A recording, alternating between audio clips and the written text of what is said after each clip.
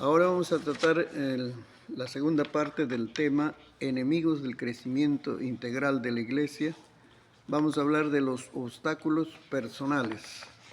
Obstáculos personales. Para eso vamos a ir a Mateo 10, 14 y 15. Ahí está el primer obstáculo, es que tenemos temor o vergüenza al rechazo de las personas. Mateo 10, 14 y 15. A ver, lean, ¿alguien leer? 14. Sí. Y si alguno no os recibiere ni oyere vuestras palabras, salid de aquella casa o ciudad y sacudid el polvo de vuestros pies. 15. De cierto os digo que en el día del juicio será más tolerable el castigo para la tierra de Sodoma y de Gomorra que para aquella ciudad. Amén.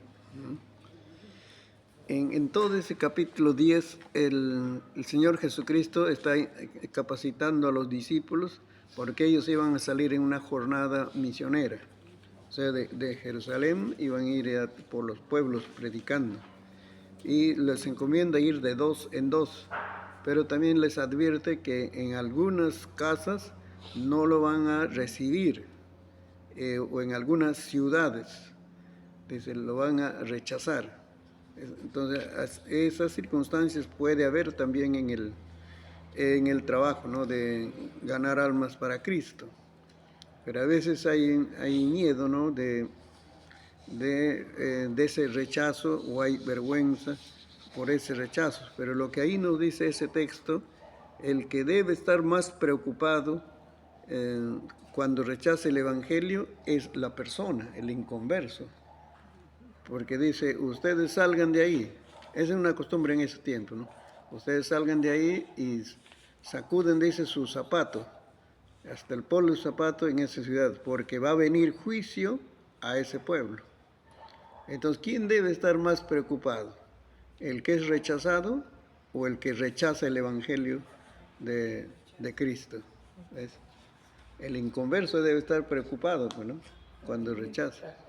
Claro, porque él no nos está rechazando a nosotros, está rechazando a Cristo y el mensaje del Evangelio. Eso es, ¿no?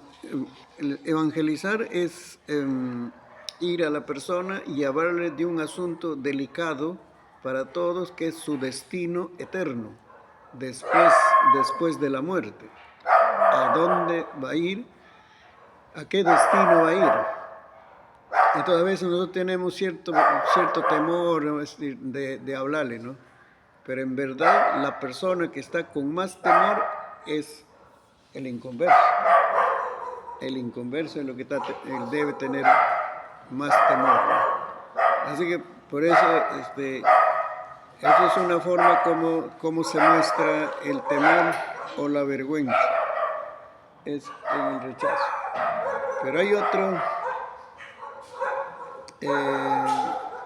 ahí mismo en Mateo 10 nos dice del 16 al 18. Mateo 10, 16 al 18.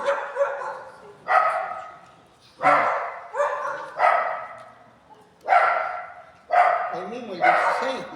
Mateo 10, sí, 16. He aquí yo os envío como ovejas en medio de lobos. Sed pues prudentes como serpientes y sencillos como palomas. Y guardaos de los hombres, porque os entregarán a los concilios y en sus sinagogas os azotarán. 17. Sigue. Sigue, dice. Y aún ante gobernadores y reyes seréis llevados por causa de mí para testimonio de ellos y a los gentiles. ¿Sigo? Sigue, 18. Mas cuando os entreguen, no os preocupéis, porque como hablaréis, porque en aquella hora os será dado lo que habéis de hablar, porque no sois vosotros los que habláis, sino el Espíritu de vuestro Padre que habla por vosotros. El hermano entregará... Hasta ahí no. Ay, Gracias. Mira, aquí hay otro temor. A veces se tiene miedo a la crueldad de los burladores, porque eso es lo que ellos, eso ya no es solamente un rechazo como que decir no le hace caso, es indiferente, sino ya están haciendo cosas contra los hermanos. Entonces, en ese pueblo que llegaban, lo perseguían, y no lo perseguían como decir amenazando, sino era a pedradas o sino con palos. Así lo sacaban de la ciudad. Y dice, lo denunciaban también ante las autoridades. Mira, ¿qué daño han hecho al predicar el Evangelio? ¿No? ¿Qué daño están haciendo? Pero dice, lo denunciaban, lo llevaban a las autoridades. Claro, con ciertos argumentos, Con ¿no? mentiras, Ujú. prácticamente. Que han hecho desorden social, están diciendo cosas contra nuestra costumbre, va a provocar división entre nosotros y tantos argumentos puede tener. Y entonces ya los ponían en estado de juicio. Eso significa que puede salir culpable o inocente. Inocente. Y por la presión de la multitud, puede ese cristiano que está evangelizando una ciudad ser culpable y lo meten a la cárcel. Eso es crueldad, la crueldad de las personas, ¿no? Entonces, a veces tenemos temor a esa crueldad. Pero ¿qué dice el Señor? Dicen, no temas lo que vas a pasar, pero dice, tampoco prepárate cómo vas a defenderte, qué vas a decir ante las autoridades, sino dice, el Espíritu te va a dar palabra. En ese momento te va a dar palabra con qué defenderte. De eso está hablando, ¿no? Entonces, no es frente a esta crueldad, no vamos a responder con nuestra carne, Claro. con enojo, con ira, con venganza, ¿no? Sino vamos a esperar que el Espíritu de Dios nos dé la palabra adecuada, que es una blanda respuesta, puede ser, ¿no? En verdad, de esas personas que maltratan a la iglesia o maltratan a los creyentes, hay que tener compasión. Porque el que se mete contra la iglesia se mete contra Dios. Amén. A Saulo, el Señor Jesús le dijo, ¿por qué me persigues? Pero Saulo no estaba persiguiendo a Cristo, estaba persiguiendo a la iglesia. Entonces, ¿ves lo que le pasó a Saulo? Se quedó ciego, dice, ¿no? Ciego se quedó. Mudo. No, ciego. Y si no iba, y lo llevaron así hasta Damasco, y si no iba el discípulo Ananías, que le llevó a Cristo, le aconsejó todo eso, y oró por su sanidad, y ahí recuperó la vista, después de 3 días que estaba ciego. O sea, si no iba Ananías, si no le ministraba sanidad, Saulo quedaba ciego por hacer todas esas crueldades contra la iglesia. Entonces, El Señor es duro cuando defiende su pueblo. claro, no hay que tener miedo cuando a veces ya hay situaciones físicas que atentan a las personas. En verdad, cuando una iglesia se mueve en el poder del Espíritu Santo, incomoda al imperio maligno, Eso sí. porque él pierde sus soldados, pierde su gente. Y entonces, ¿cuál lo va a hacer? Es que va a provocar con eso sus instrumentos, va a provocar violencia contra los creyentes. Yo he estado viendo que cuando hay avivamientos, siempre hubo violencia contra la iglesia. ¿Y a quiénes apunta? A los que están adelante, a los líderes. Un predicador de Bolivia salió, un jovencito, ¿no? Julio Ruibal. Él recibió, vamos a decir, esa manifestación del Espíritu Santo en un culto con Katri Kuhlman, que hizo una campaña, y dice, estaba tan lleno el estadio que ya la gente quedaba afuera. Ahí estaban en silla de ruedas, con camilla, estaban la gente buscando sanidad fuera del estadio, y le avisaron a la hermana, ella falleció, no es una sierva de Dios. y le dijeron, hay enfermos también afuera. Y ella dice, por el equipo de sonido, dijo, la sanidad no está solo dentro, no está solo por mí, sino cualquier siervo de Dios, cualquier hermano que ahí percibe esa fe, siente esa fe que puede orar por los enfermos, ahí donde están, dice, fuera del estadio, que alguien lo ayude a recibir la sanidad. Yo voy a orar de aquí, pero necesitamos que alguien esté afuera. Y el jovencito se atrevió a orar por una persona que estaba enferma, en silla de ruedas, así estaba. Y dice, empezó a orar, se levantó, dice, otro enfermo, se sanó, dice así. Se asombró él mismo, se asombró. Ahí comenzó su ministerio de Julio Ruibal. Llegó a Perú también a hacer así una campaña. Pero luego ya su meta era irse a Colombia, ya plantar una iglesia. Ya se casó en todo ese tiempo. Se casó ahí, estaba desarrollando una iglesia, tenía dos hijas. Y el Señor le habló. Le dijo, van a atentar contra tu vida. Le habló. Y a su familia le avisó. A su esposa, a sus hijas, le avisó. Esto es lo que va a pasar. Porque el enemigo está como si Furioso. contra todo lo que estamos, con todo lo que estamos avanzando, eso le afecta a ellos, ¿no? La gente se convertía, dice, por cantidad, de verdad, dice, en una circunstancia, las cosas pasan así, siempre iba con su carro y todos juntos, ahí morían todos. Pero en una circunstancia, y su carro estaba lejos, él solo sale de la iglesia así, unos cuantos pasos para llegar a su carro, ahí lo matan él. Él lo mataron. Sin una ráfaga de... O sea, lo llegaron a matar. Sí, lo llegaron a matar. Pero ya el Señor le había Pero dicho. Dios ya le había dicho. Y entonces, pero para su mal, siempre los planes del diablo fracasan. Sale perdiendo.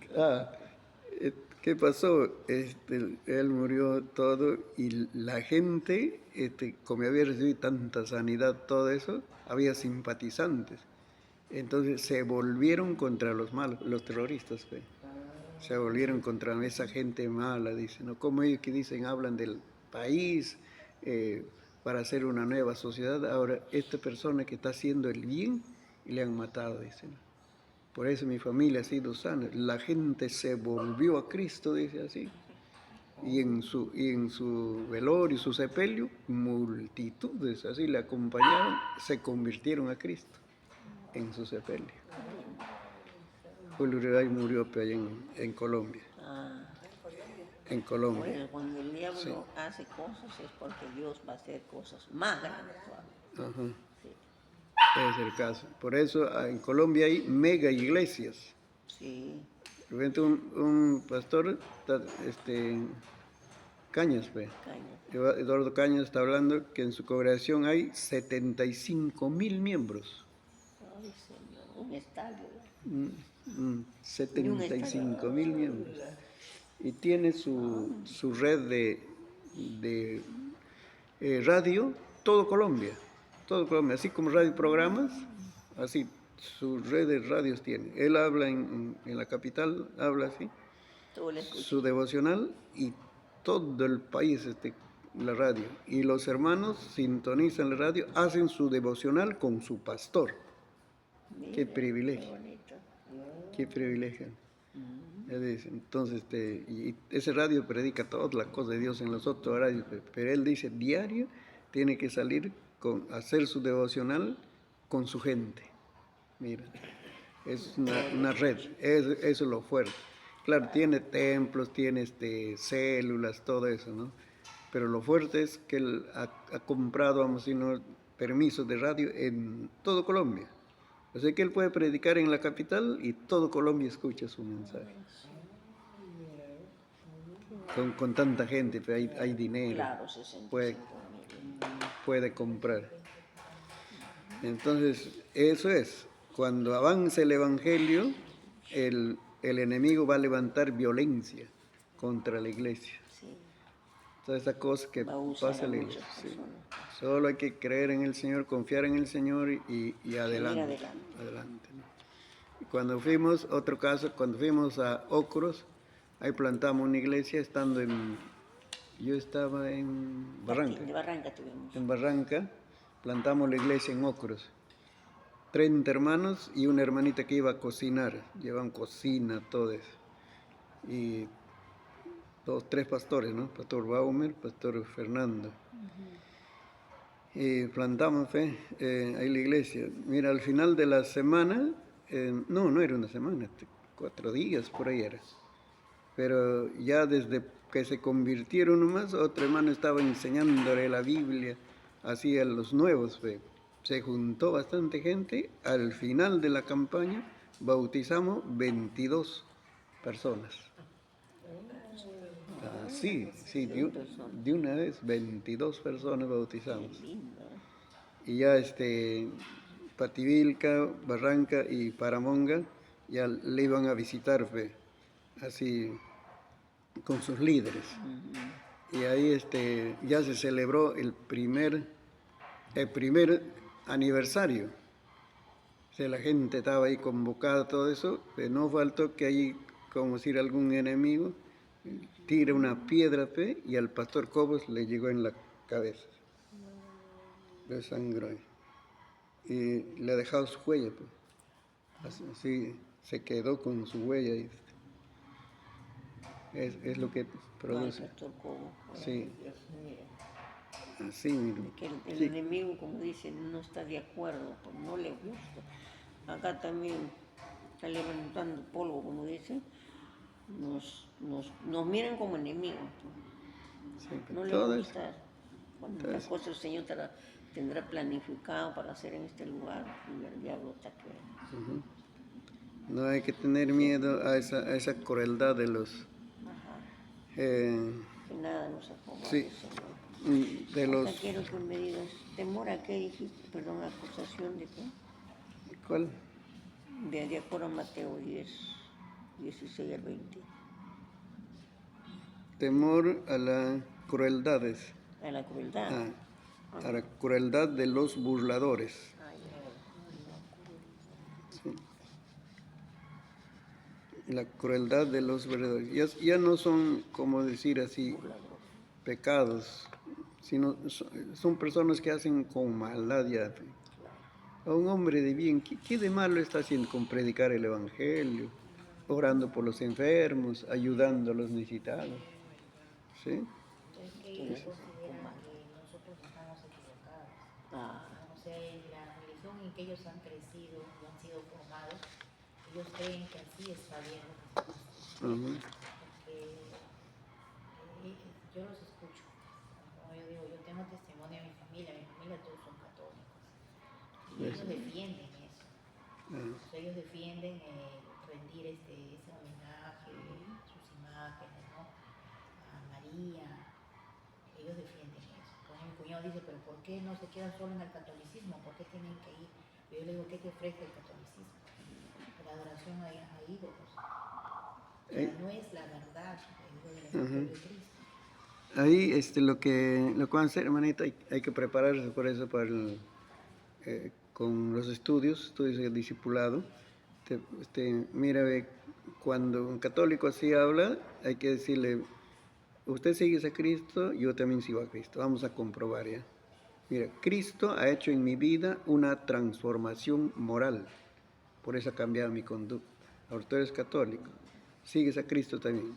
¿Cristo ha hecho una transformación moral en tu vida? Hay que preguntarle.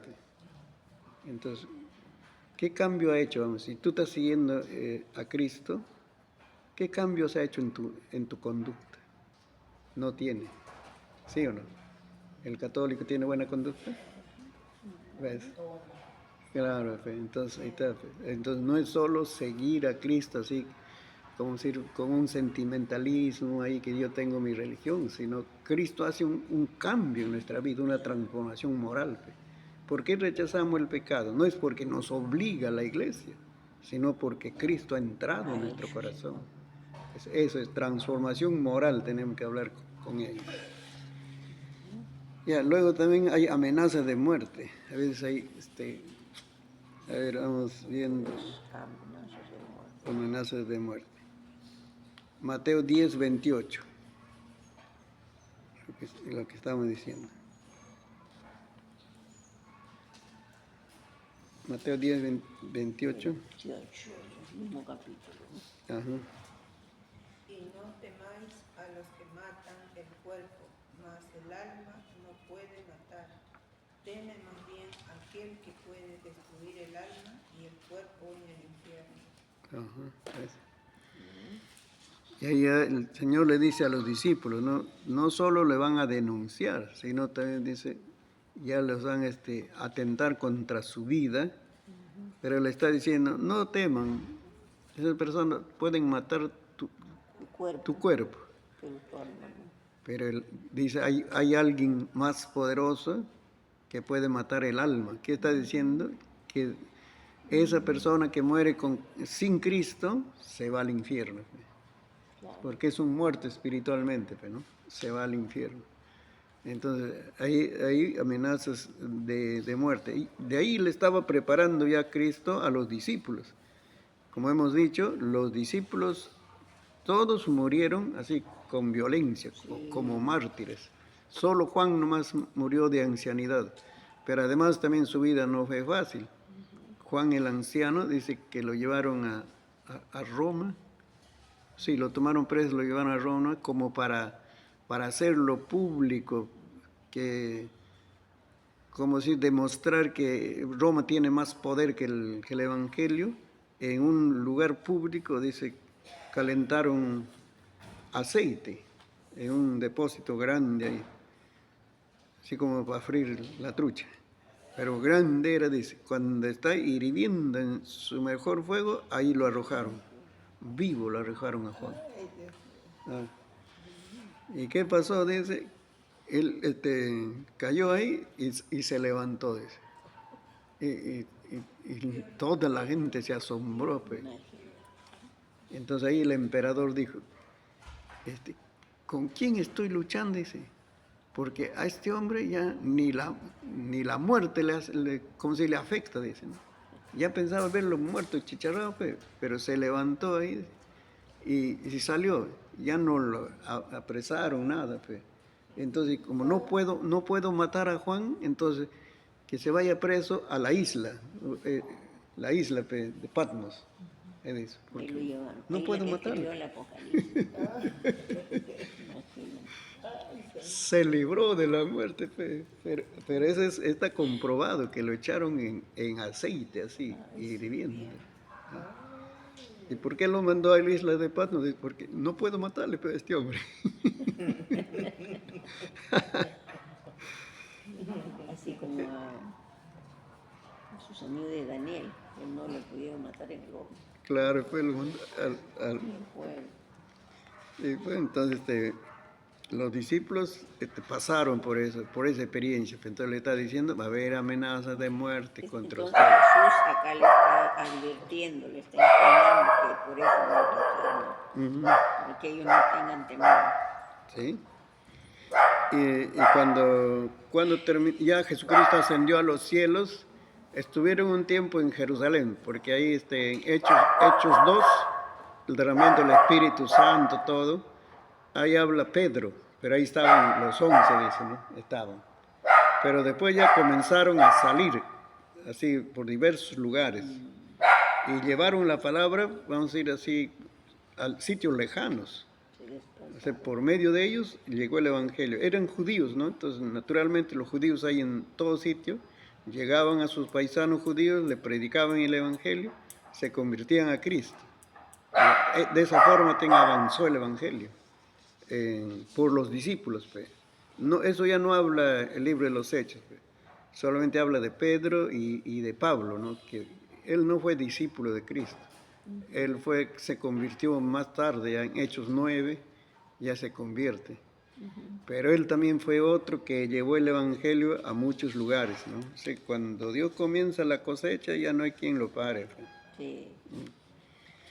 Así que, Matan a uno, se levanta otro. Esos son los obstáculos, el temor, vamos a decir, el primer temor o vergüenza al rechazo, a la violencia, a la crueldad y hasta la muerte. El segundo es falta de oración. Falta de oración. Sí, falta de oración específica. Romanos,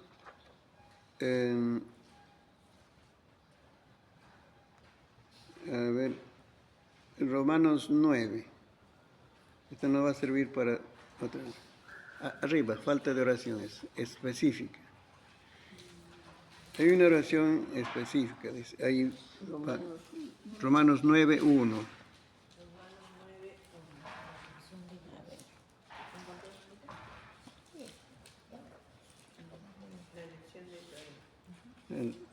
El versículo 1. Verdad digo en Cristo, no miento y mi conciencia me da testimonio en el Espíritu Santo. Sigue. Que tengo gran tristeza y continuo dolor en mi corazón, porque deseará yo mismo ser anatema, separado de Cristo por amor a mis hermanos, porque son mis parientes según la carne. Entonces, eso por los judíos. Luego vamos a hacer 10.1. 10.1 ahí habla de la oración.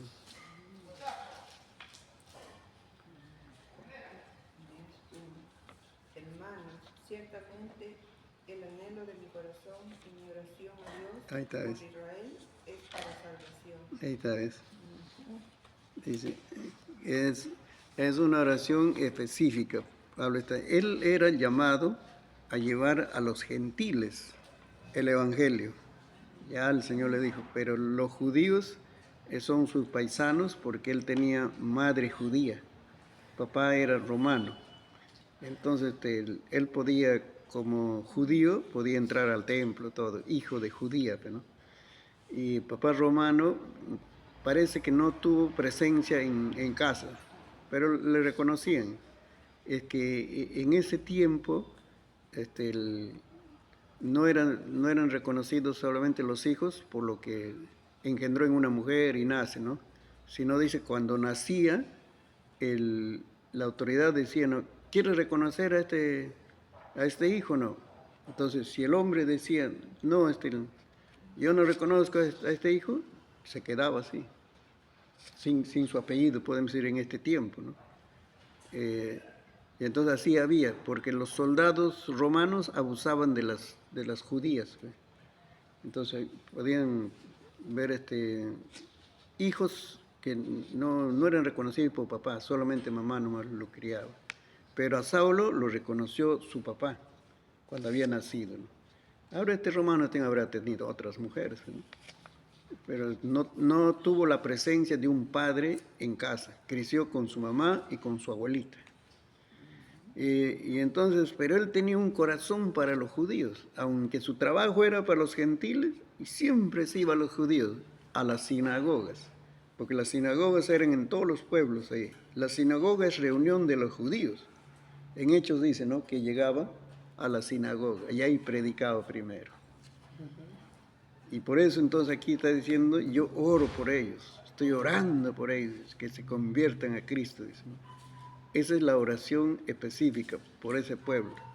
Sus paisanos, sus familiares, ¿no? Está orando. Así que el obstáculo también es la oración tiene su efecto, su poder, todo eso, pero en evangelismo tenemos que ser específicos, por eso estamos orando, para que se convierta a Cristo, ¿no? Ahí dice para salvación, ¿no? No vamos a orar solamente, bendícelo, Señor. No, sino la primera bendición que necesita una persona sin Cristo es salvación. Esa es la primera. Hay que orar así específicamente, sálvalo, Señor. Después ya van a venir las otras bendiciones, ¿no? También la oración debe ser intensa, dice, ¿no?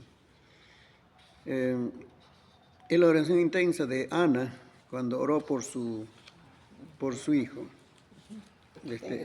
Sí, Samuelito, pues. ella no tenía hijo, pero fue al templo a orar y estaba orando tan intensamente, dice que ya no alzaba la voz, sino solamente movía su labio. Labios. Y posiblemente estaría llorando, ¿no? Y el sacerdote entendió que estaba ebria, eh, Está borracha. que de lejos la habrá visto, pues, ¿no? Que está orando. Y le dice, ya mujer, digiere tu vino, le dice, ¿no? Y ella le responde con tranquilidad, así, con paz en su corazón, dice, no, mi señor, dice, y lo que es que estoy orando por mi hijo, dice. Él no tenía hijo, pues, era estéril, ¿no? Y el sacerdote, ya, mujer, dice, ya ándate nomás. Mira, Ana no era comprendido por su esposo, no era comprendido por su sacerdote. Imagínate. Y era estéril, pero ella oró y entonces nació pues, el Samuelito, y entonces ya lo llevó después dice, después de un año, ¿no? Después cuando le quitó la teta, y que él leyó, que dice, si por este niño estaba orando, le muestra el resultado, pues. Y ahora este niño se va a quedar aquí. Eso es dedicar, ¿eh? O sea, su hijito se quedó ahí junto con los sacerdotes, ¿eh? Ya por eso Samuel creció en el templo. Ahí le brindaban toda la atención. Y dice, cada año iba, le llevaba su túnica, su ropita nueva, le llevaba para su hijo. Entonces ella cumplió su oración, pues, porque dijo, Señor, dame un hijo, pero para que te sirva, Señor. Lo voy a dedicar, dice, todos los días lo voy a dedicar para ti. Cumplió su promesa, pues. Samuel creció en el templo.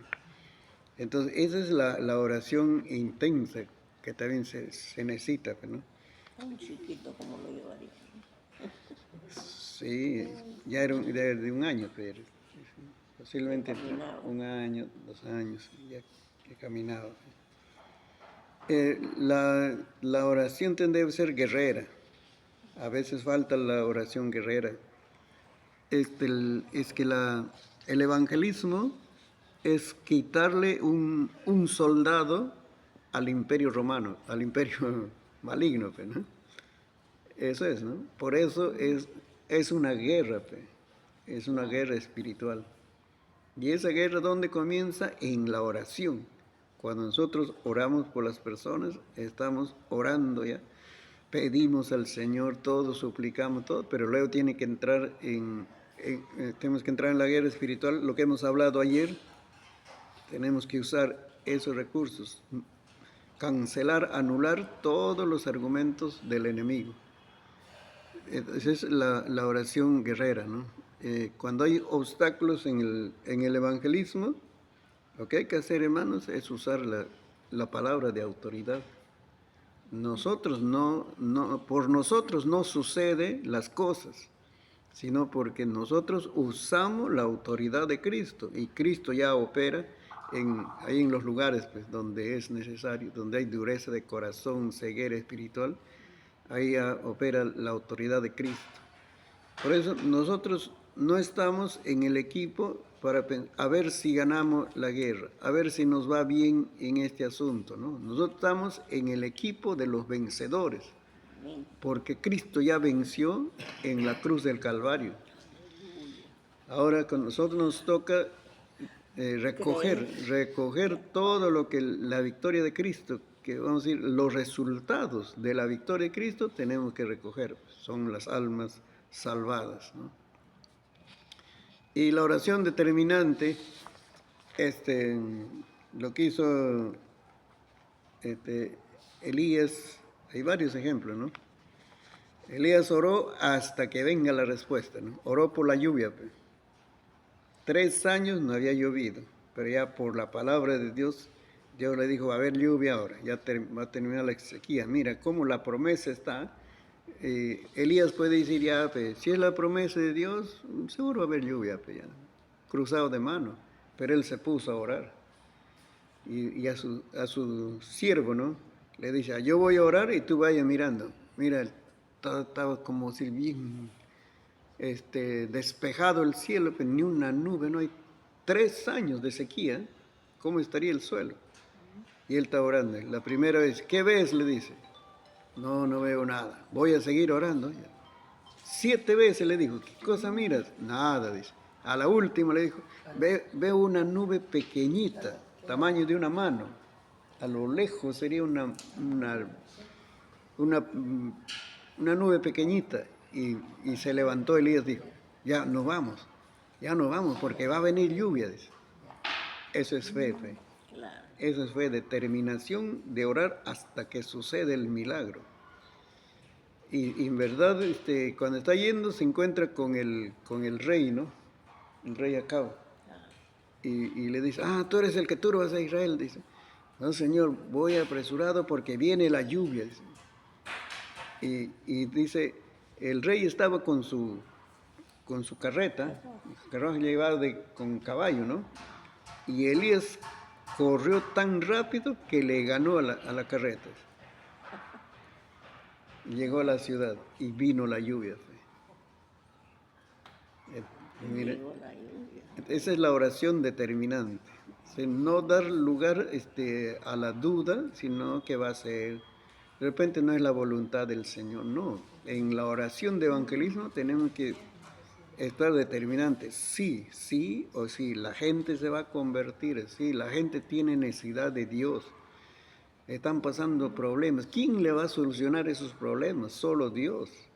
Entonces eso es determinante, hermano, nuestra oración, ¿no? Nosotros tenemos el remedio, nosotros tenemos el recurso que ellos necesitan, la palabra de salvación. Entonces, por eso hay que superar, ¿no?, la falta de oración, ¿no? El tercero abajo está, falta de pasión por las almas, es otro obstáculo. Falta de pasión por las almas. Este también es un obstáculo. A veces en la iglesia hay falta de ese amor compasivo que Pablo estábamos leyendo en Romanos 9 y Romanos 10. Mira, 9, 10 y 11 habla del pueblo de Israel. Pero ahí Pablo como derrama su corazón, dice, yo le amo a mi pueblo. Es un amor compasivo. Porque él dice, ¿no?, ellos tienen conocimiento de la ley, dice, pero no es conforme a la ciencia, como decir, a la sabiduría de este tiempo, sino se han quedado en la ley. Entonces tiene compasión. Es como decir, no, está tan cerquita de la salvación que no se deciden. Es un amor compasivo por esas personas, ¿no? Y por eso él dedicaba, dice, y hasta se atreve a escribir ahí, dice, yo podría ser anatema, dice, en el versículo 3 está diciendo, ¿no? Quiere decir,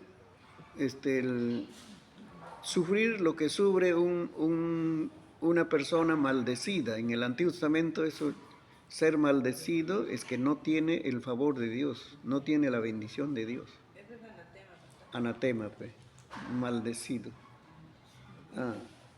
Entonces él dice, yo prefiero ser anatema, dice, ¿no? Si yo llego a ser anatema a cambio de que mi pueblo se salve. Mira, él quería sufrir, ¿no?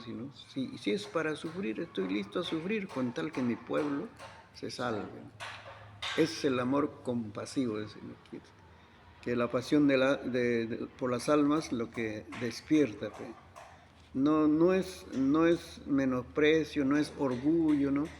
Que, por ejemplo, nosotros tenemos una conducta ya pues ordenada, santa, limpia, ¿no? Todo eso. No podemos sentirnos, como decir, ya orgullosos por eso. Mira, esa gente desordenada, ¿no? Sino tenemos compasión porque ellos están haciendo esas cosas porque no conocen a Dios. Están viviendo así, maltratando su vida, su familia, su economía, porque no conocen a Dios. Entonces hay que tener compasión de esas personas, ¿no? Luego la solidaridad también incluye solidaridad, que es, como decir, comprender el dolor ajeno. La solidaridad es eso, comprender el dolor ajeno o ser parte, tratar de ayudar, ¿no?, en el dolor ajeno. Pablo no piensa solo en la vida presente de sus paisanos, ¿no?, los judíos, sino él piensa en el destino eterno. ¿A dónde se van las personas que no conocen a Cristo? Se van al infierno. Esa comprensión él tenía. Entonces mis paisanos, y sus familiares también estarían ahí, pues. Tienen la palabra, están yendo al templo, los sábados ellos iban y leen tantas extensas escrituras, pero no son salvos. ¿Y a dónde van a llegar? Dice, a la condenación eterna, ¿no? Y entonces se preocupa por eso, pues, y esa es la pasión que él tiene por las almas, ¿no? Y en el enfoque específico, es la otra parte, a ver, sigan. Enfoque específico es que a Pablo le gustaban los campos blancos. Enfoque específico es uno solo, entonces. Ajá, enfoque específico. Enfoque específico. A Pablo le gustaban los campos blancos, quiere decir donde no hay iglesia. A Pablo le gustaba predicar a los inconversos. Esa era la pasión de su alma. De tal manera que en Corintios dice, en Corintios había un problema, pues, de división, ¿no? Se hicieron 3 grupos, yo de Pablo, yo de Pedro y yo de Apolos. Y entonces, y otros decían, ya, yo soy de Cristo, de ningún ser humano, yo soy de Cristo. Y Pablo le escribe, pues, dice, ¿acaso yo he bautizado a algunos de ustedes? No sé si por ahí bautizado 1 o 2 o 3, dice. Como si, ¿por qué me siguen a mí? Dice, ¿acaso yo les he bautizado? Por ahí he bautizado 1 o 2. Pero luego dice, porque Dios no me envió a bautizar, sino a predicar el Evangelio. El bautismo es bueno, ¿no? Es bueno, ¿no?, en la vida cristiana, el bautismo en agua. Es necesario. Entonces yo estaría feliz, si voy a bautizar 300 hermanos. Estaría feliz. Pero Pablo, porque se había enfocado específicamente, él dice que se convierta a Cristo nomás. Esa es mi pasión. Ya otro lo va a ayudar en su vida. Otro lo bautiza, otro lo va a ayudar a crecer en su vida cristiana. Entonces su pasión era un enfoque específico, personas sin Cristo. Eso era, ¿no? Fundó iglesias, sí, pero no se quedaba a pastorear, ¿no? Si leemos el libro y los Hechos, fundaba iglesias y levantaba iglesia nada más y lo dejaba. En 3 meses lo dejaba ya. Y ahora hay un hermano que está ahí, usted va a dirigir acá. Y se iba a otro lado, campo blanco le gustaba. Entonces, eso también. En el servicio a Dios hay bastante trabajo para hacer, ¿no? Pues en la iglesia, tener cargos, hacer actividades, polladas, todo eso, ¿no? Pero cuando se tiene esa pasión por las almas, hay que enfocarse en eso específico. A mí me toca ganar almas para Cristo. Ese enfoque específico. Dice la iglesia del pastor John Guichop. Él se cambió de nombre, no sé, al final murió como David. David John Guichop. O de repente tendría 2 nombres, ¿no? Pero ya usaba David. Él dice, motivaba a la gente, como tenía células en las casas, dice, vamos a ganar alma para Cristo, y les preparaba, les daba recursos, todo eso. Pero su forma de ellos es que de todas las células tienen que venir el domingo a la iglesia central. Ahí, todos, por muy lejos estén, tienen que venir. Le ponían, no sé si ellos o la célula, pero ómnibus, 50, 60 pasajeros. De tal manera que le acusaron, la gente de afuera dice, no, ¿saben por qué está trabajando John Guichop? Eso no es amor a las personas, no. sino que él tiene una empresa que trabaja con ómnibus. Y por eso entonces ahí tiene ingresos cada domingo. ¿Cuántos ómnibus ahí están viniendo? Esa es su empresa de él, pues. No eran los hermanitos que venían con su, alquilando su ómnibus, pues, a la central. Y ahí, pues, y el problema era que crecían, necesitaban templo más grande. Y él se preocupaba, pues, más grande, más grande. Y él oró a Dios, todo eso se ve en su testimonio. ¿Dónde levantó el templo? En la plaza principal, ahí, que mayormente le dan a la católica, ¿no? En los parques vas a ver que la iglesia católica está. Pero él consiguió, es como decir, en la plaza de armas de Huacho, consiguió terreno y lo compró caro todo, y tremendo, ahí levantó.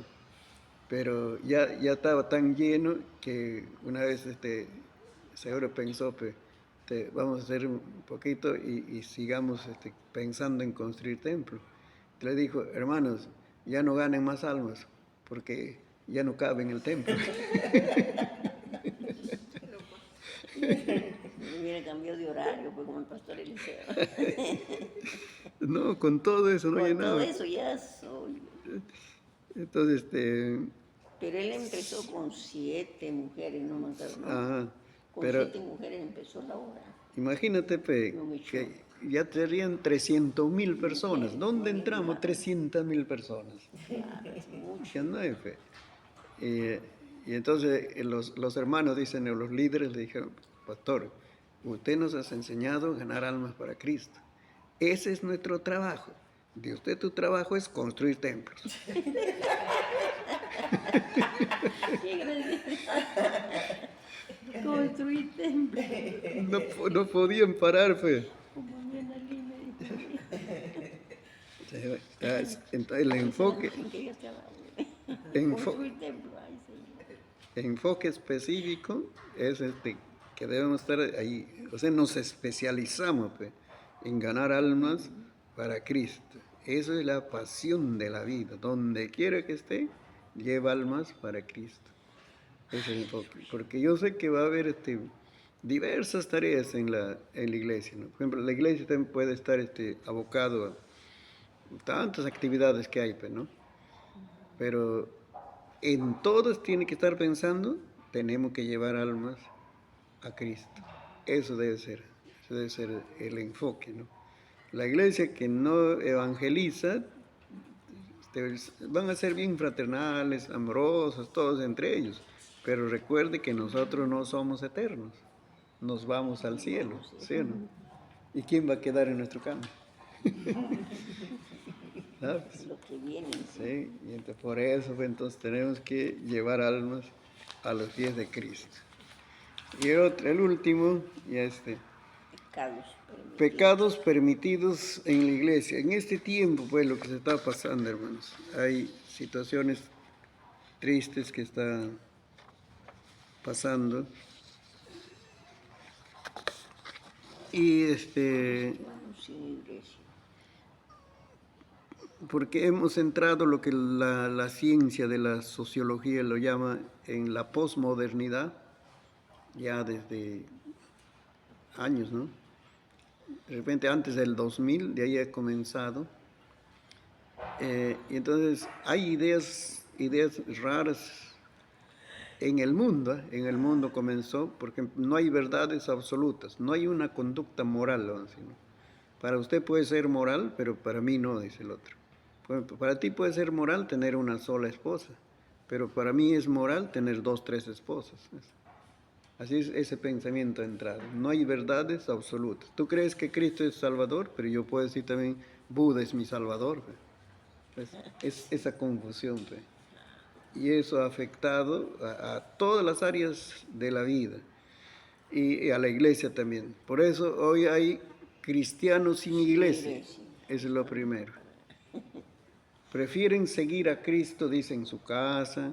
Sí, yo oro, tengo mi Biblia, todo, pero no a ninguna iglesia. Porque las iglesias, los pastores primeritos son los que se disfrutan del diezmo, la plata. Dice.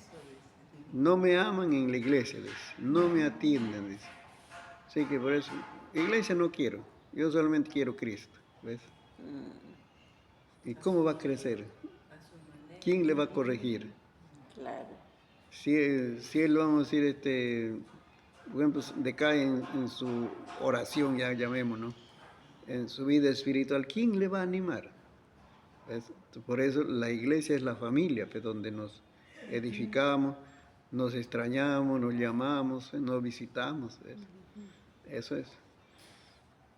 A veces hay esa situación, pero en la iglesia en general estamos hablando, ¿no? Luego hay religiosidad sin justicia, de lo que estamos hablando. Tienen religión, hay religión para todos, ¿eh?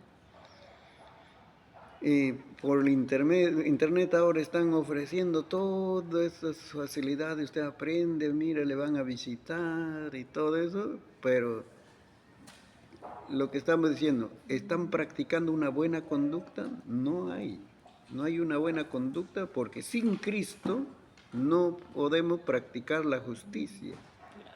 El pecado gana, ¿sí? Entonces esa es religiosidad sin justicia. Y hasta creyentes pueden caer en eso, hermanos. ¿La religiosidad qué es? Lee su Biblia, ora, va al templo, ¿sí? Hasta puede pasar Santa Cena, pero eso ya no es para bendición. ¿Y qué pasa? Su conducta no cambia, no supera, así, porque yo sé que cuando nos convertimos a Cristo, no todo es perfecto. Hay que superar algunas cosas, ¿no? Hay que dejar ciertos hábitos. Pero no está creciendo moralmente. Todo hace, vamos a decir, con un sentimiento religioso nomás. Termina la oración y lo mismo, vamos a decir, pasa. Las cosas. Había un pastor que en este tiempo pues, que daban lugar a la alabanza, a la oración. Ahora están moderándose, ¿eh? Antes, estoy hablando en 92, por ahí entró un mover, todo era alabanza. 1 hora de alabanza. En la sierra sí siguen cantando, 1 hora y media de alabanza, después ya te dan un mensaje. También vas a predicar 2 horas, vas a predicar. ¿Y qué pasaba?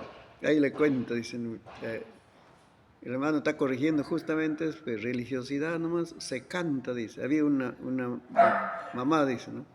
Que está cantando, está orando, dice, ya está en el tercer cielo, dice, ahí está llorando todo, dice, viene su hijita, le jala, dice. Él no le hace caso, él, su hijita, no le hace caso, pues, su niña está. Y dice el predicador, pues, y dice, a mi hermana se bajó del tercer cielo, dice, ¡bran! Le dio a la criatura, dice. Ay, la gente a sentarse como si. Y luego se volvió al tercer cielo y sigue alabando, orando. ¿Qué es eso? ¿Qué es eso? Dios mío. Religiosidad, sencillamente religiosidad. Claro. No hay fruto del Espíritu Santo. Claro. Si está conectado con Dios, ¿cómo va a tratar así, así? Dios mío. Claro. Entonces, ahí está faltando algo. Entonces, no es porque estás en la iglesia verdadera, ¿no? Ananías estaba en la iglesia más ferviente, llena del Espíritu Santo, todo Ananías y Zafira, y su conducta, ¿cuál era? Robaba. Por eso el Señor castigó. Es un castigo ejemplar. No siempre va a ser así Dios, sino que es un castigo ejemplar a Ananías y Zafira. Luego hay pensamientos limitantes que nos hemos permitido. Ya hemos hablado de eso en otra. Esos pensamientos provienen del espíritu de mentira. Quiere decir, bueno, de repente a ti Dios no te ha llamado para ser ganador de almas, ¿no? Debes hacer algo pequeño, ¿no? Así, un servicio pequeño hacer, ¿no? Te limitan, pues. O de repente dicen, ¿por qué estarás sufriendo? Pues, los cristianos dicen, salgo de un problema, entro a otro problema. Dicen, no sé qué pasa, dice, con mi vida. Entonces otro le dice, no, algo habrás hecho, pero no. Y él concluye, dice, seguro estoy pagando por mis pecados. Como he hecho tantas cosas malas, seguro estoy pagando por mis pecados. O sea, con sufrimiento vas a ganar la salvación. Ese es el pensamiento limitante. ¿No? En esta tierra sufrimos porque estamos en un mundo imperfecto. Claro. Sí, lo primero es, estamos en un mundo imperfecto. Quiere decir, tú eres chofer, estás llevando tu carro por la línea correcta y otro que está embriagado, descuidado, entra a tu carril y te choca, te maltrata y hasta te puede matar. Estamos en un mundo imperfecto donde la gente hace cosas malas y por eso sufrimos, pues, sufrimos por otros. Segundo, es que el Señor tiene un propósito. Si permite en nuestra vida algún dolor, sufrimiento, hay un propósito. Y en ese propósito siempre va a haber resultados para tu vida y para otros. Así es. Entonces, hay que ver eso. El cristiano ya no sufre sencillamente como en el mundo, sufre con recompensa. Todo lo que pasamos en la vida cristiana, el Señor está al tanto y dice, sufrimos con recompensa. ¿Dónde dice eso? En Sermón del Monte, pues, bienaventurados sois, dice, si por mi causa os vituperen y digan toda clase de mal contra vosotros, dice, no, mintiendo. Gozaos y alegraos, dice, porque vuestro galardón es grande. ¿Ves? El cristiano pasa el sufrimiento, sí, pero con recompensa. Entonces tú te estás ganando recompensa, no salvación, ¿eh? Salvación es otra cosa. La salvación lo tenemos solamente por Cristo. Ahí. Entonces, para algunos la vida cristiana le va a ser doloroso. Porque ahorita hay países donde están persiguiendo a la iglesia cristiana, dice 126 países en el mundo están persiguiendo a la iglesia cristiana. Pero ahí hay cristianos. Misioneros también van ahí, pero dispuestos a morir. De Trujillo, una hermana joven, ¿no? Ya adulta, pero su decisión ha quedado es quedar sola, ¿no? Por la obra del Señor. Se ha ido a Asia, un país donde hay mucho peligro, y mira, en su despedida se ha despedido de sus padres. Y así como decir, de repente nunca más me vas a ver. Ay, qué decisión, ¿no? Así se ha despedido.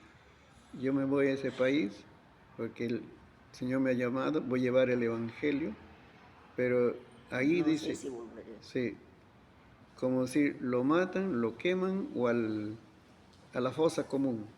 Ahí. De repente ya no nos vamos a ver. Y ahí estaban los líderes nacionales también despidiendo a la misionera que se iba.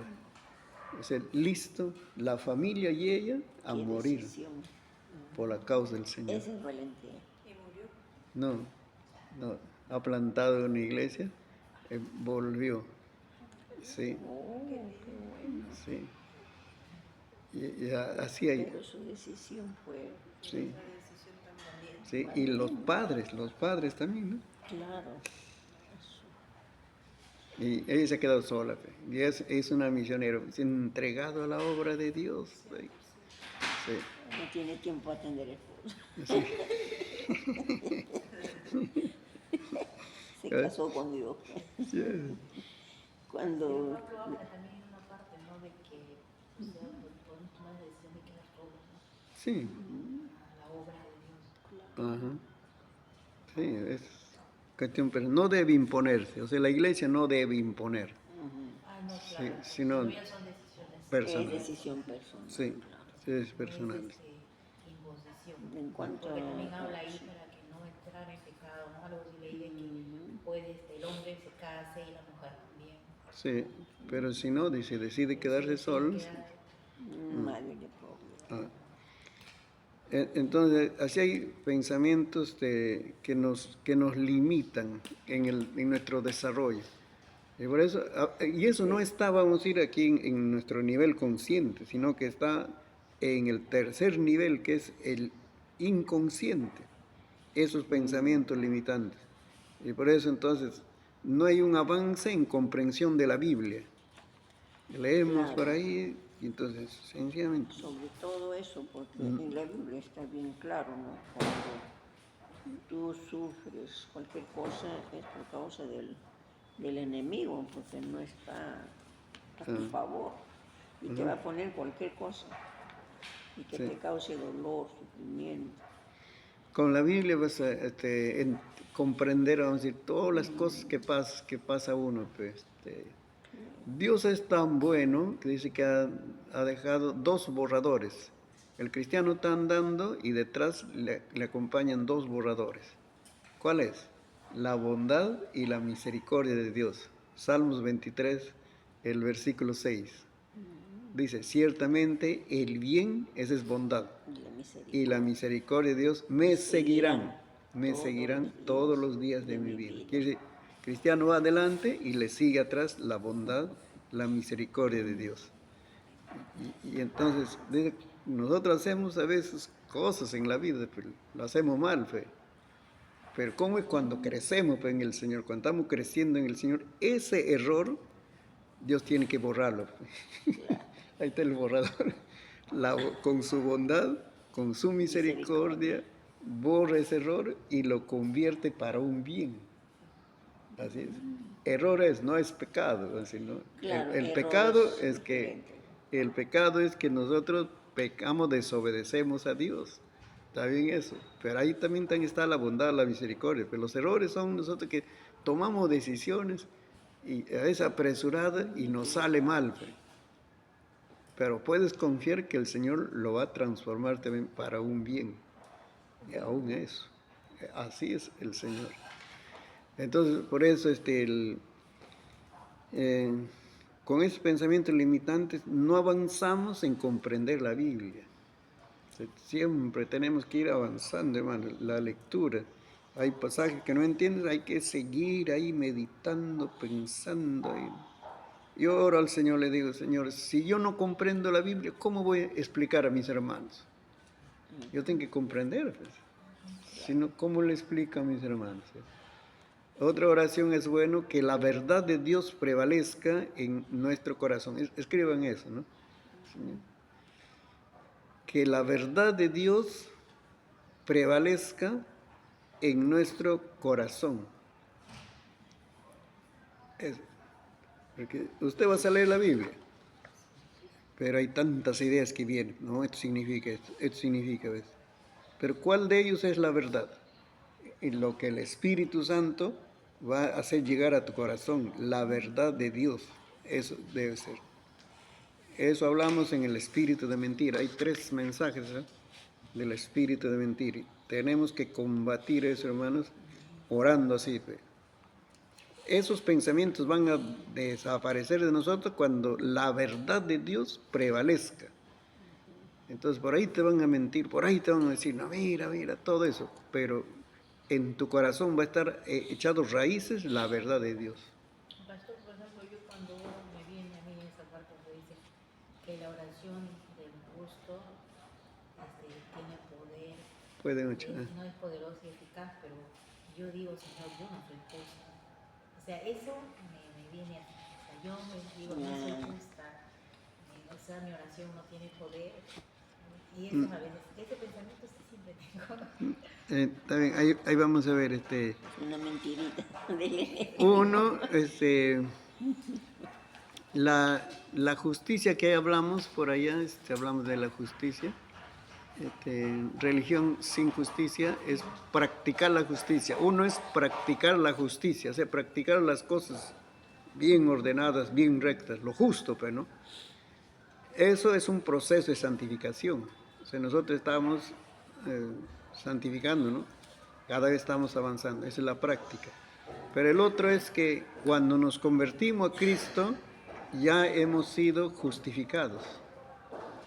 O sea, la justificación es como un documento que Dios le da al creyente, como decir, de ahora en adelante, Dios le dice, de ahora en adelante yo te voy a tratar como si fueras justo.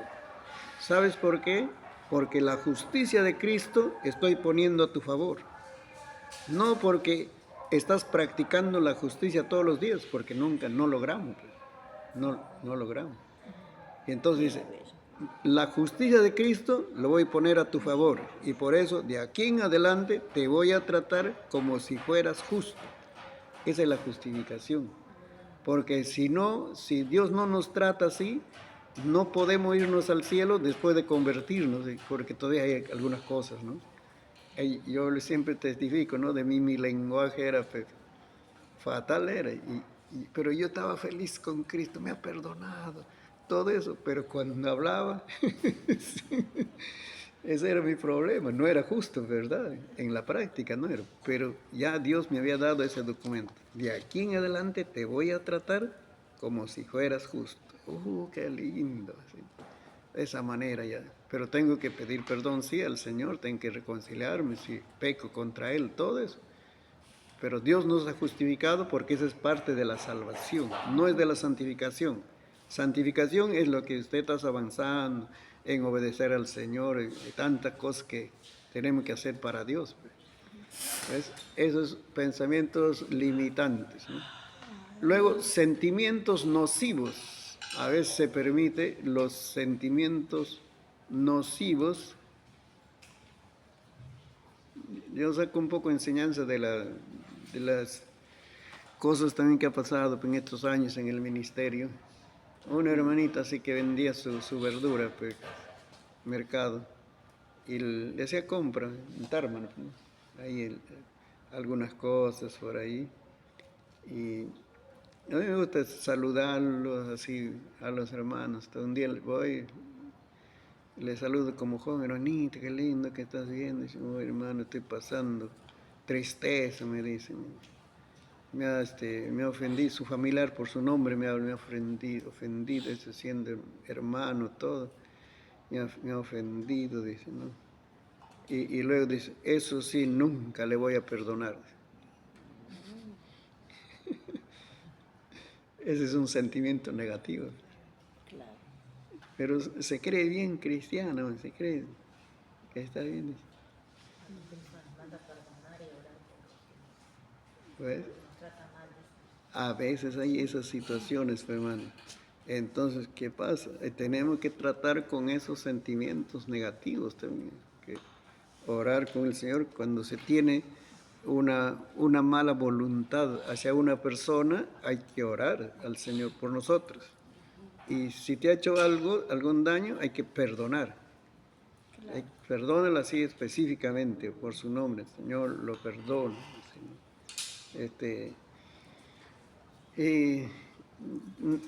Ayúdame a tratarle, ¿no? Con amistad, con buenas palabras, así, ¿no? Tenemos que tratar esos sentimientos, sí, que malobran. De repente no son acciones, sino a veces es bueno aclarar también porque la mente es tan frágil de pensar cualquier cosa. Estamos pensando mal. Ajá. Claro. Por algún gesto mal interpretado, alguna palabra de repente no quiso decirle. Entonces hay un sentimiento, venganza, resentimiento, o sea, indiferencia hacia el hermano. Es que no se le puede amar, porque con otras personitas sí vamos a decir, uy, estás bonito, que te saludas, todo. Y con esa persona, ¿por qué no? Hay un distanciamiento. Hay un sentimiento nocivo ahí que malobra, pues. Nosotros tenemos que vivir en paz con todos, desearle. Imagínate con ese hermano que no te llevas en la iglesia, los dos van al cielo y Dios te pone como vecino. Pero pastor, yo digo pastor, a veces de repente como que está así livianito a hablar con una hermanita, pero hay otras veces como que cuesta un poquito. No, pastor, a veces. Sí. Eso sí, la confianza, ¿no? Que nada. Pero no debe haber nada de nuestro corazón. Nosotros le perdonamos, le amamos, le toleramos, dice la Biblia, soportándonos unos a otros. Así tenemos que tener esa disposición. Ya de la otra persona, ya a ella le toca. Yo le trato bien, le saludo, le respeto, todo eso, ¿no? Deseo su bien. Y yo estaba diciendo en una prédica también, para los pastores enseño, predico, pues, ¿no? Y diciendo, sería raro, ¿cómo sería raro, no? Que yo le deseo que desarrolle mal su ministerio, que le vaya mal a mi consiervo en su ministerio. ¿Cómo va a ser? Es un buen sentimiento. Claro. No, Eso eso ya ya no no, es, ya no es de mi Dios, consiervo, es mi hermano en Cristo. ¿Cómo le voy a decir? Y cuando le va mal, me alegro. No, es un sentimiento negativo, pues. Eso ya no, eso no proviene de Dios. de parte del Señor, es nuestra naturaleza carnal, pecaminosa, que ahí todavía quiere manifestarse, ¿no? Entonces, Yo sí antes era bien resentida. sí, Yo también era pastora, así, tenía ese carácter. Yo quería que me pidan disculpas. Ahora entiendo que no es así. hay que perdonar, hay que Sí, con el perdonar, hermanos. perdón ya desaparece todo eso. Uno entiende eso, ¿no? Que uno al final uno con el resentimiento el que se daña es uno, Sí, el que carga uno el peso mismo. es uno mismo. ¿Y para qué? Ujú. El otro día sí estaba yo sintiendo, "Ay, ¿por qué me voy a resentir? A mí yo tengo que estar tranquila". Dice, cuando perdonas y le tratas bien a la persona, dice la Biblia, ascuas de fuego pones sobre su Su cabeza. cabeza. Que decir, como llamas de fuego, como carbón encendido, lo pones sobre su cabeza. Quiere decir que le va a causar, de todas maneras, le va a causar una impresión. Que él sabe que te ha ofendido, él sabe que te ha maltratado, pero tú le tratas bien, le saludas, todo eso. Eso le va a incomodar. Hecho, ¿por qué me tratas así? ¿Por qué me hace ese favor todavía? ¿Por qué? Entonces, a usted le toca hacer solamente el bien, hazle bien, trátele bien, respétale, todo eso. Entonces, no permitir esos sentimientos negativos. Hay que examinar nuestro corazón, ¿no? Y el último del último, a veces hay pecados permitidos, también es la independencia de Dios. Ese es lo contrario a la sumisión. Pues. O sea, nosotros tenemos que vivir sometidos a Dios, ¿no? Rendidos ante Cristo. Pero la independencia es que hacemos las cosas sin consultar a Dios. Eso es independencia de Dios. Pues. Y después decimos, arréglalo, Señor.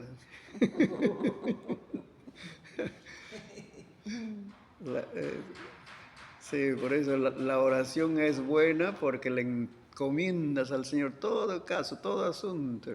Encomiéndalo al Señor. Sí. Yo no pido venganza por mis enemigos. Los enemigos son míos, son los enemigos de la obra de Dios. Pues. Yo le pido primero por su salvación, porque ellos necesitan la salvación, por eso están haciendo daño. Pues. A mí como se llama, me incomoda la injusticia. Aunque no es mi familiar, ¿no? Que esté haciendo injusticia a otra persona, me incomoda, me enardece, ¿no? Que está triunfando, que está triunfando el mal, vamos a decir, los poderosos, los ricos, están abusando del pobre, es una familia, es un desempleado, vamos a decir, le han votado así, como si no, y va a sufrir su familia, eso me incomoda. Pues. Y entonces, algunas veces yo he dicho, no tengo espíritu vengativo, creo que busco venganza para él. Pero entonces tengo que decir, no, eso no. Todo te lo encomiendo en tus manos santas, Señor. Sí. Porque tú has dicho que eres padre de huérfanos, amparo de las viudas, defensor de los pobres y extranjeros. Ese es el Señor. Entonces, el Señor le encomienda ese caso, esa necesidad, esa situación. Hay gente que está sufriendo, pero se sabe quién es el autor. ¿Por qué está sufriendo esas personas? Hambre, falta de estudio, falta de protección. ¿No? Pero tenemos que hacerlo todo consultando al Señor en el Espíritu del Señor. ¿Cuándo nosotros vamos a desarrollar autoridad, hermanos, ya para ordenar que sucedan las cosas? Cuando nosotros percibimos la dirección de Dios. Pues. Cuando Dios te ordena, ahí sí, desata la autoridad que Dios te ha dado. Y eso pues, se consigue cuando nosotros aprendemos a andar en la voluntad del Señor, pues, siempre consultando, siempre hablando al Señor. Toda decisión grande o pequeña, consúltala al Señor. Y ya Dios va a poner en tu corazón, ¿lo haces? ¿No lo haces? Eso es bueno, ¿no? Y ahí está también la bendición, ¿eh? Cuando haces las cosas encomendando al Señor, ahí está el camino de la bendición de Dios va a ser. Y si no estás seguro, hay que pedir confirmación. Confirma, Señor, hazme entender de alguna otra manera, ¿no? En algunos casos yo le oraba al Señor, le digo, Señor, a veces no tengo discernimiento para entender tu voluntad, ¿no? Si estuvieras, vamos a decir, si pudieras mandarme por escrito, aunque sea, le decía. Para entender, pero no cuál es la voluntad del Señor. Tener la seguridad. En la Biblia parece no está. Yo a veces cuando leo la Biblia parece que Dios escucha mi pensamiento y me hace leer. Ahí está, ¿ves? Por la palabra. A través de la palabra te confirma. Sí, hermano. Hay cosas bien delicadas en la... Te enseña, te exhorta también. Hay cosas tan delicadas en la vida que tenemos que tener mucho cuidado cuando decidimos, hermano. Nosotros que estamos en la obra de Dios, no podemos hacer las cosas así nomás por nuestro deseo, ¿no? Tenemos que consultar al Señor. Pero al fin, Dios nos confirma, nos ayuda, nos respalda en el trabajo que hacemos. Así que hay que examinar nuestro corazón y acercarnos a Dios. Yo sé que Dios tiene propósito de usarnos en este tiempo y nos va a dar la manera. ¿Cómo vamos a llegar a este distrito de Gualmaime? Es lo primero donde estamos viviendo. ¿Cómo llegamos a esas personas para que se vuelvan a Cristo? Dios nos va a dar la estrategia de llegar de bendición a otros distritos. Hemos dicho que esta iglesia es para Gualmay, este local, todo esto, ¿no? Esto es para Gualmay. Cuando vamos a otro distrito, ahí te vamos a levantar otra iglesia. Ya el Señor va a proveer terreno, todo eso, ¿no? Cada distrito debe tener una iglesia donde pueda ser atendida las personas, ¿no? Entonces el Señor va a abrir puertas, pero nos va a dar también la manera, la forma como llegamos a ellos. Hasta aquí estamos preparándonos, todo eso estamos aprendiendo en el discipulado, ¿no? Todos esos recursos son buenos porque va a ser necesario cuando vas a atender personas, a veces aconsejar, orar junto con ellos, caminar junto con ellos, ¿no? Va a ser necesario, ¿no? Así que estos son los obstáculos personales de nosotros, ¿no? Que tenemos que superar. Bueno, eso es hasta ahora, gracias a Dios.